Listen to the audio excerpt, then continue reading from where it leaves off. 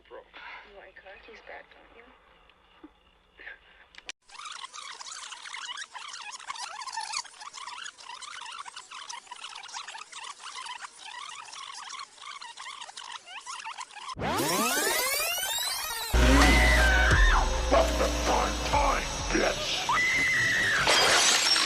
Hello and welcome to Primetime Bitch! Laissons Romero le maître des zombies tranquille et aujourd'hui partons du côté des Italiens, de leur fausse suite et de leur saga à rallonge pas toujours qualitative, mais propice à la nanardise. Aujourd'hui, on part sur un double programme mort-vivant avec Zombie 2 ou l'enfer des morts-vivants de Lucio Fulci et Zombie 3 de Lucio Fulci, Bruno Mattei et Claudio Fragasso. Non, ne réglez pas vos écouteurs, ce n'est pas une blague, je vais bien vous parler de Zombie 3. Mais dans un premier temps, parlons du bon film de notre sélection du jour avec l'enfer des zombies.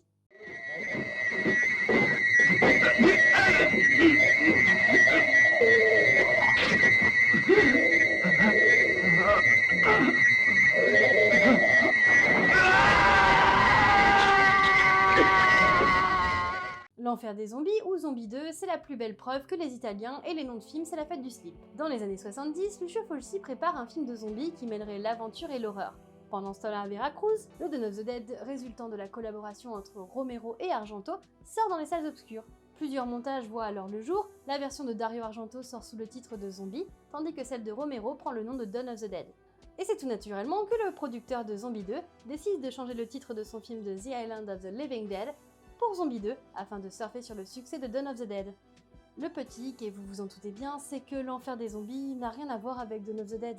Enfin, sauf les zombies quoi. Une première suite bâtarde qui, pour notre plus grand plaisir, ouvrira une brèche pour une série de suites, toutes plus improbables les unes des autres. Dont une suite sans zombies. Oui, là même la base n'est pas respectée. Et voici l'instant récap des titres de l'enfer des zombies. En 1979, le film sort donc sur les écrans et chacun y va de son grain de sel. En Italie, il s'incruste dans la saga de Romero sous le titre de Zombie 2. Aux USA, il sort sous le titre de Zombie. En Angleterre, il prend le nom de Zombie Flesh Eater. Et enfin, en France, il prendra un tout autre titre, l'enfer des zombies, et ne fera plus du tout le lien avec Dawn of the Dead. Dawn of the Dead n'étant toujours pas sorti en France pour des raisons de censure.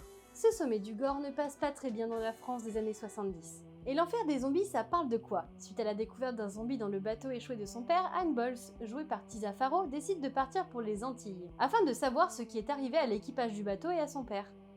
Ainsi, l'enfer des zombies repartira du côté des zombies vaudous, à l'origine du mythe, bien qu'il montre une nouvelle illustration bien plus gore des morts vivants. Une version bien plus lugubre et décomposée, alors que les morts vivants vaudous sont plus des ghouls dans les représentations précédentes.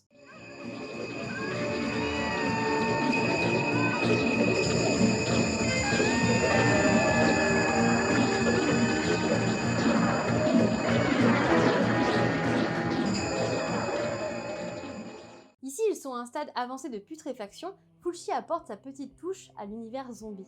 Et au passage, il nous offrira une scène de bataille zombie-requin des plus incroyables, ou une scène de danse de capoeira, je ne sais plus très bien à vrai dire.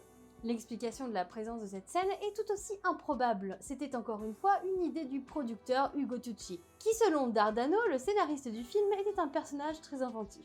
Ainsi, Tucci avait acheté 22 minutes de métrage avec des requins, mais il ne savait pas quoi en faire. Il a donc eu l'idée de cette fameuse scène, et ainsi d'utiliser la peur du grand requin blanc, qui irait mordre une personne, et finirait par se faire mordre par une créature plus féroce, un zombie.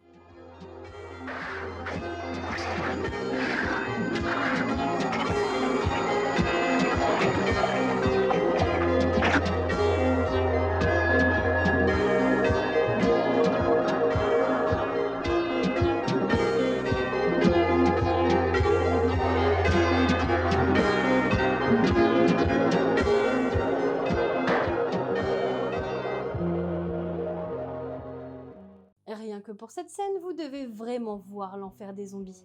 De plus, le film est sorti en Blu-ray chez Artus et il est aussi disponible sur Shadows. Gore, jouissif, oppressant, l'enfer des zombies est un classique du genre que vous devez visionner à tout prix. L'un des chefs-d'œuvre de Lucio Fulci qui nous montre encore une fois qu'il est capable du meilleur comme du pire.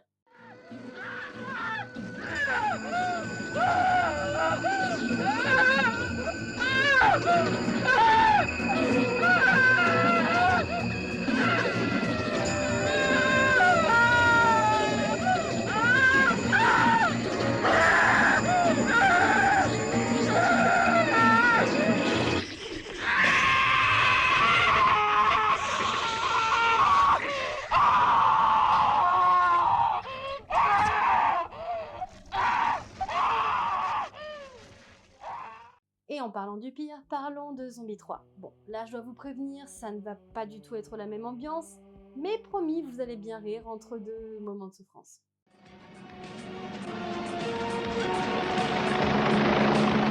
Il a réussi à s'échapper, mais on l'a touché, il ira pas loin comme ça. On rentre à la maison, terminé.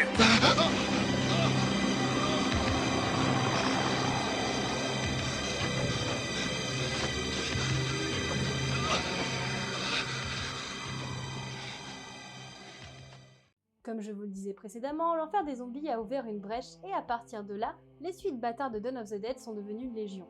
Ainsi, en 1988, l'un des pires films de Lucio Fulci verra le jour.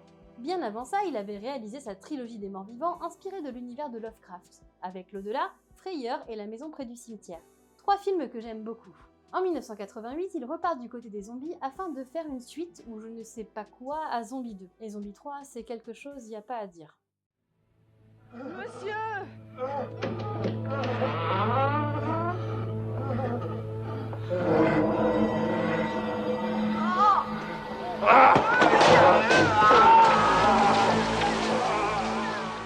Inspiré des films sur la guerre du Vietnam, ici Fulci tente de proposer un long métrage hybride entre les films de guerre, de science-fiction et de zombies.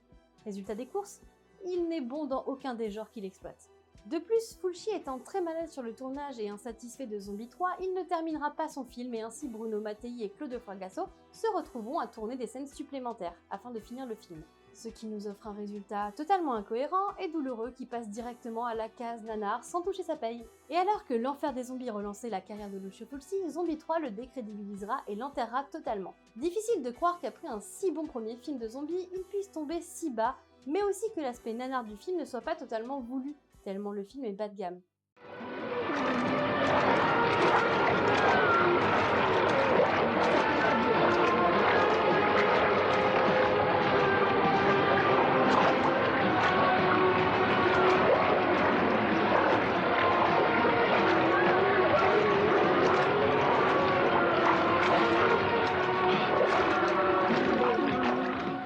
Mais il a le mérite d'être vraiment drôle tellement tout est risible et incohérent dans ce film, entre les acteurs qui jouent comme des pieds, les doublages français qui sont assez priceless, il faut l'avouer, les scènes de différents réals collées les unes aux autres sans que cela fasse vraiment sens, une tête de zombie qui vole, si vous aimez les nanars, vous ne serez pas en reste avec Zombie 3.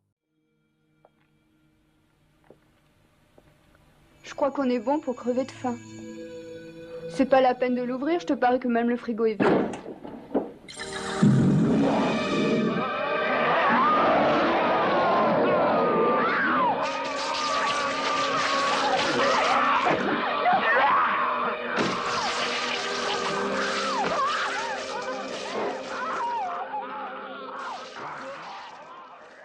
Et c'est à présent le moment de la carte blanche, et aujourd'hui c'est Jess de la Bobine Hurlante qui va nous présenter la sienne. Bonjour à tous, je vais vous parler de la série Santa Clarita Diet, série sortie sur Netflix en 2017, dans laquelle on peut retrouver Drew Barrymore et Timothy Olyphant, jouant respectivement Sheila et Joel Hammond, un couple d'agents immobiliers dont la vie bien tranquille de banlieue va se retrouver complètement bouleversée le jour où Sheila va se transformer en zombie prête à dévorer tous leurs voisins.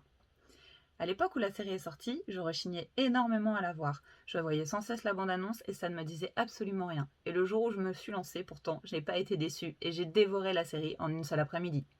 Sans mauvais jeu de mots. Ce qui m'a particulièrement plu avec cette série, c'est l'évolution des personnages.